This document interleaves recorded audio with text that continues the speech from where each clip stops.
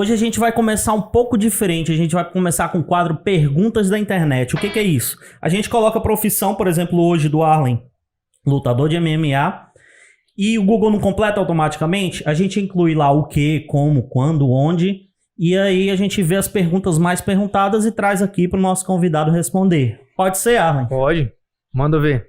O que é o MMA? O MMA, cara, é a mistura das artes marciais, certo? Existe, por exemplo, Kung Fu, Taekwondo, Jiu-Jitsu, Wrestling, Karatê, né? Artes marciais que tem competição. Na maioria delas, são competições amadoras, que valem medalha, não vale tipo, premiação em dinheiro. O MMA, ele surgiu há muito tempo atrás com a ideia de misturar as artes marciais e ver qual era a melhor, a mais forte. Na verdade, ele nem começou misturando, ele começou com a competição entre elas. Os caras do jiu-jitsu lutando... Pra ver qual era a melhor. Isso, o cara do jiu-jitsu lutando contra o cara do boxe, da luta livre, do kickbox, Muay Thai. E aí surgiu os eventos, os campeonatos. Por exemplo, eu vou entrar aqui logo no mérito do UFC, né, que é o mais conhecido. E o UFC, ele foi pioneiro nessa parte aí de começar esses eventos que misturavam muita galera, entendeu? O UFC é o quê? É uma empresa? O UFC, ele é uma empresa. Ultimate Fighting Championships. Então, torneio. Não é um torneio. Ele começou com esse formato, eu já ia chegar lá. Ele começou com um formato de torneio. O primeiro campeão do UFC foi o Royce Gracie. Nessa época, era torneio, como você acabou de falar, não tinha peso, não tinha categoria nenhuma, era simplesmente o melhor da noite mesmo que chegava lá e arrebentava todo mundo e ganhava. Ele foi o primeiro campeão, Royce Gracie. E o UFC, pra quem não sabe, curiosamente, começou com a ideia de brasileiros, tá certo? Tudo foi...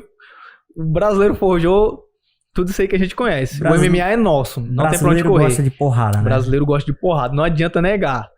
E o UFC, ele começou com esse sistema de torneio e evoluiu as regras, né? Então o MMA, ele não é uma arte marcial.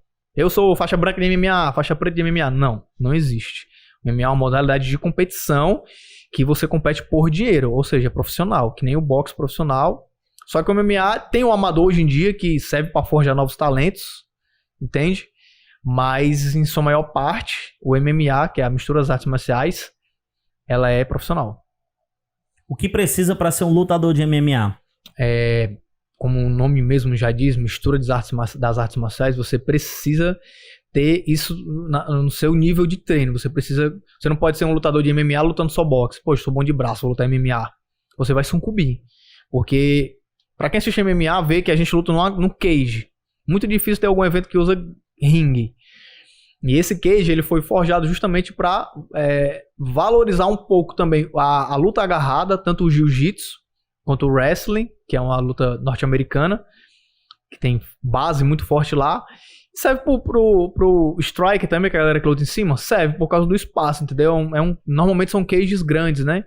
Cage tem decágono, que você fala não é tipo aquela arena de boxe, Não, é uma grade, literalmente, grade. É um cage. Só que aí tem um octógono, que é de 8 lados, e tem o decágono também, que é alguns eventos... Qual a diferença que faz isso aí na luta, assim? Muita. Tipo, se você for lutar... Eu sou um cara grappling, por exemplo. Eu não sou, tô só dando um exemplo.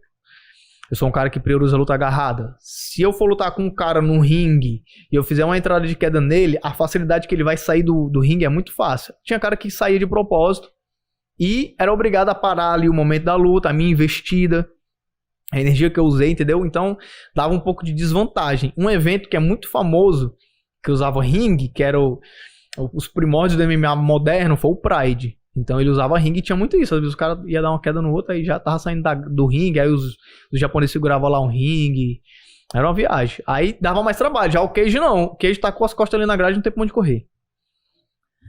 O que é aquilo que os lutadores de MMA passam no rosto? Aquilo Sempre quis saber também. Aquilo é vaselina.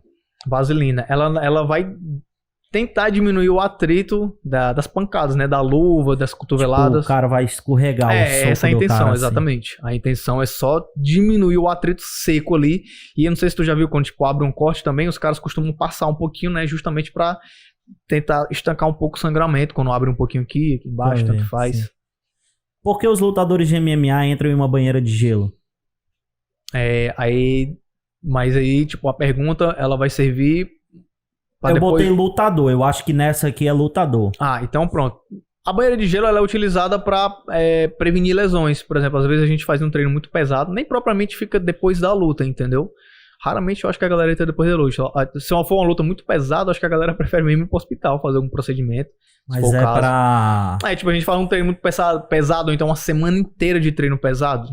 Pro músculo dar uma aliviada. Pra gente tentar dar uma aliviada aí na tensão muscular. Tem gente que recomenda, tem gente que não, mas eu sou prova de que funciona um pouquinho, viu? Às vezes tudo que a gente quer é uma banheirazinha de gelo, mais do que uma cama. Essa eu quero saber, viu? Como lutador de MMA perde peso rápido? Cara, isso aí é uma magia. Meu irmão, vou revelar o segredo dos caras aqui, que nem um mistério aí, mas os caras vão ficar tudo com raiva de mim. Não, mas é uma magia, cara. Tipo assim, não são raros os casos que os caras fazem, tipo, meio apressado ali. Porque assim, o MMA, o esporte profissional, como qualquer outro, pode ocorrer uma boa oportunidade assim, entendeu? Então tem que estar preparado. Tem que estar naquele peso, tá todo momento. Às vezes o peso que a gente compete, isso na época dos torneios que eu citei agora há pouco do UFC, não tinha peso, não tinha categoria de peso. Tu de 120 quilos eu podia lutar, eu com 70, com 80, contra o cara, não importa. Só que aí estabilizaram as regras e tal, unificaram as regras e tudo mais, criaram as categorias de peso justamente para evitar e aumentar a longevidade do atleta, né? Isso só aumentou com o tempo. Tá ligado, tu não respondeu, né? Eu vou falar agora, calma. Eu ia falar por isso. Tá fugindo a pergunta. Eu quero saber, cara. Eu quero emagrecer. Aí, cara. Aí a gente faz isso, por exemplo. É isso que eu ia falar. A gente tem que estar preparado pra uma luta. Então, às vezes, ocorre uma luta. A mágica é essa. Às vezes, o cara vai chegar pra mim e vai falar: poxa, tem uma luta aqui nesse evento tal. Um evento que eu sei que é uma porta de entrada, então é um evento muito bom. Bicho, eu tenho que bater o peso de qualquer jeito, entendeu? Às vezes, você tá treinando no gás ali, não vai ser mais rápido, às vezes você tá um pouco parado, às vezes vai demorar. Mas, cara, tem toda uma questão de alimentação. Com certeza a nossa alimentação cai drasticamente. Assim, tipo, em relação o cara passa calórica... 24 horas sem comer, por exemplo? Não. Calma, vou chegar lá. Caloricamente, a gente tem uma reserva de energia, então a gente usa ela todos os dias, certo? E um cara que treina intensivamente, um cara que é um atleta de alto rendimento, ele sabe, normalmente, ele já tá ali ligado de como ele tem que consumir as coisas dele se ele quiser ter um rendimento bacana. Quando você vai perder um peso, eu não posso botar a mesma carga calórica, entendeu? Eu tenho que descer ela para conseguir baixar um peso com qualidade. Quando é muito rápido, 2 semanas, às vezes tem cara que perde... Eu já vi cara perder 10 quilos em uma semana. É meio insano, mas os caras fazem. Ele não quer perder a oportunidade da luta e tem muito cara que faz isso e ganha. Entendeu? Mas é tudo uma questão de dieta. Vamos dar um exemplo que eu tenho uma luta daqui a um mês. Aí eu consigo fazer isso em um mês muito fácil, ou então em 3 semanas muito fácil. Eu particularmente. Então eu baixo muito o nível calórico, me hidrato bastante. E essa questão de passar 24 horas sem comer é normalmente quando a gente desidrata para bater o peso. Entendeu? Amanhã minha pesagem meio-dia. Aí eu vou chegar já, professor, eu consegui bater o peso. Tá aqui 70 quilos cravado, que é a minha categoria, peso leve. Beleza. Pra não conseguir, não subir mais nem um pouquinho, não ficar sempre naquele limite, aí eu passo essa famigerada 24 horas sem beber e sem comer. Às vezes nem é 24 horas. Vamos dar um exemplo que eu consegui bater o peso 9 horas da noite e a pesagem é amanhã meio-dia. Eu não vou passar 24 horas, entendeu? Mas eu vou ficar segurando ali. Poxa, eu tô aqui com 70. Se eu tomar um copo d'água de 300ml, são 300ml a mais. Talvez o meu corpo não exposto daqui pra lá, eu sei da categoria, entendeu? Aí... Mas fica sem comer nada mesmo, ou tipo vitamina? Não, isso aí nada. é só depois, Tá. Não tem como, tipo, você baixar 10 quilos em 3 semanas, aquele sofrimento medonho, aí tu não, baixei aqui os 70, vou tomar uma bananada aqui só pra recuperar. Não, cara, esquece isso, meu irmão. Não dá certo, não. O cara fica com mais sede do que fome. Não é uma mágica, né? É um acompanhamento médico, é um negócio sério, né? O certo é um acompanhamento nutricional de responsa mesmo e de toda a equipe, né? Tanto treinadores quanto o nutricionista e tal. Só que é como eu disse, às vezes aparece uma oportunidade muito em cima da hora que não tem como dizer não. Aí o cara, eu já fiz isso também. Aí o cara vai, mas como o corpo já tá acostumado, entendeu? Você já tá naquela sequência de treino ali sem parar, você já consegue fazer aquilo com uma certa facilidade. Aí também tem a questão da desidratação, que é o que mais ajuda a gente. Por exemplo, eu vou perder 10 quilos. Desses 10, eu sei que eu não preciso perder os 10 de peso de massa corpórea, entendeu? Em tudo, gordura, músculo e tal, senão eu vou ficar com um déficit muito grande no dia da luta. Aí o que eu consigo fazer? Eu desidrato. Ah, mas desidratar vai fazer mal. Calma, é tudo acompanhado, tá bem? Então, tipo, sei lá, eu vou fazer essa parte da desidratação de uns 3 quilos até bater o meu peso, uns 4 quilos, é uma carga que eu consigo fazer tranquilo. Tem cara que faz mais, mas eu me sinto bem fazendo isso, eu não fico tão acabado. Aí a mágica é, no outro dia, quando eu bato o peso dos 70, eu fazendo a reposição correta, quando é de noite eu já tô com 80 de novo, sei lá, entendeu? Então isso aí é a mágica do MMA, dos esportes profissionais de combate. Por que o lutador de MMA tem uma orelha deformada? Tu não tem, né? Ou eu tem? tenho um pouco só. Pouquinho. Normalmente a galera associa muito ao jiu-jitsu, mas isso acontece em lutas de trocação também, como kickbox, o boxe. Eu vejo muito boxeador que tem a orelha meio quebrada também. Mas é na porrada mesmo. A minha... Não, muito se decorre a partir do jiu-jitsu, por causa do atrito. A minha aqui, ela quebrou mais na parte dos treinos de MMA mesmo. O jiu-jitsu ajudou, mas o MMA foi 100% responsável. E a gente, pelo menos eu acho, né? Por exemplo, pelo que eu vejo da galera, tem gente que tem a orelha mais mole, tipo, muito mole, que a orelha é muito flexível. Eu tenho meus 2 professores de jiu-jitsu principais, eles não têm a orelha estourada de jeito nenhum. E tem, sei lá, o cara que começou um dia desse, daqui a um mês o cara estoura a orelha, entendeu? É muito da cartilagem mesmo, é muito pessoal. Mas o normal é que a orelha dê uma deformadazinha, mas não fica feio não, viu, galera? Cara, teve uma pergunta que saiu em várias. Foi qual foi o lutador de MMA que morreu? Morreu alguém recentemente? Famoso recentemente assim? Não.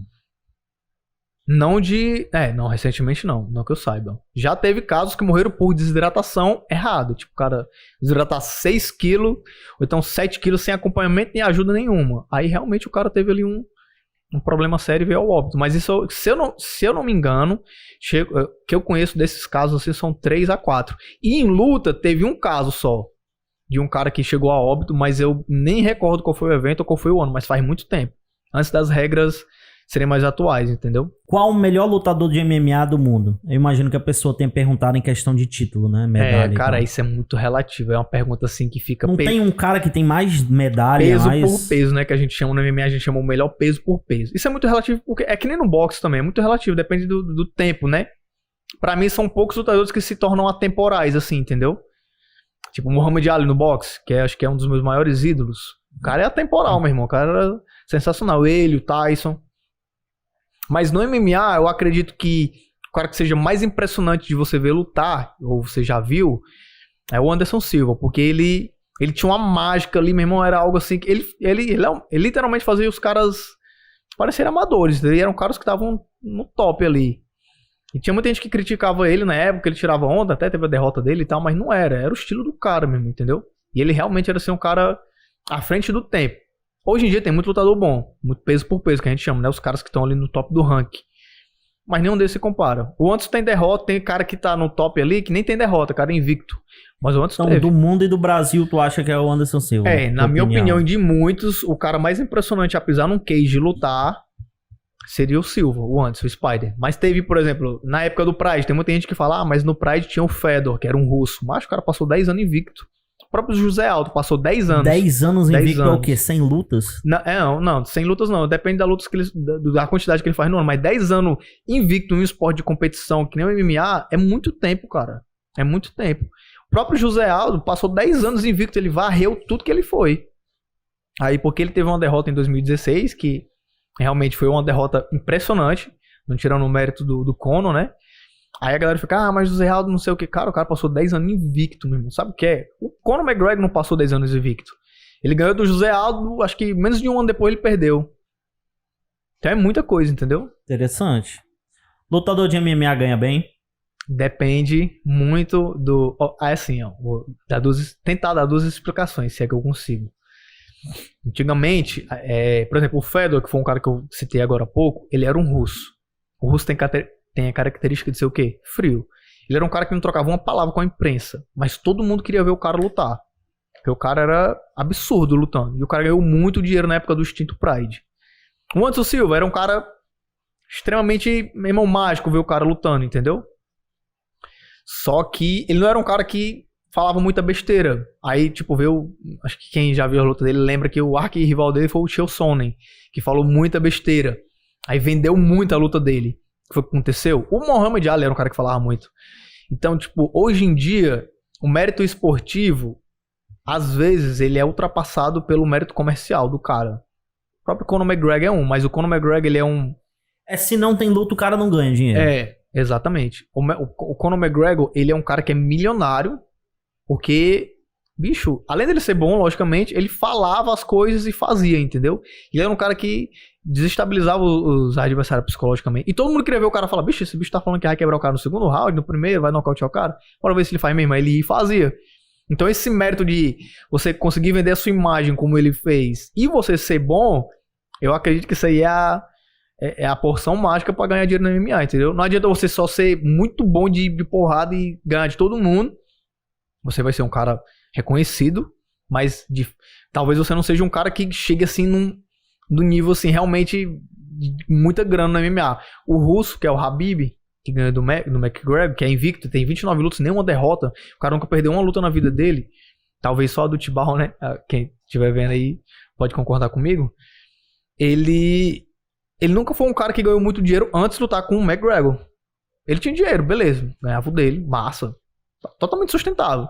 Mas quando ele lutou com o McGregor, a disputa deles, assim, pela rixa que o McGregor criou com ele foi tão grande, cara.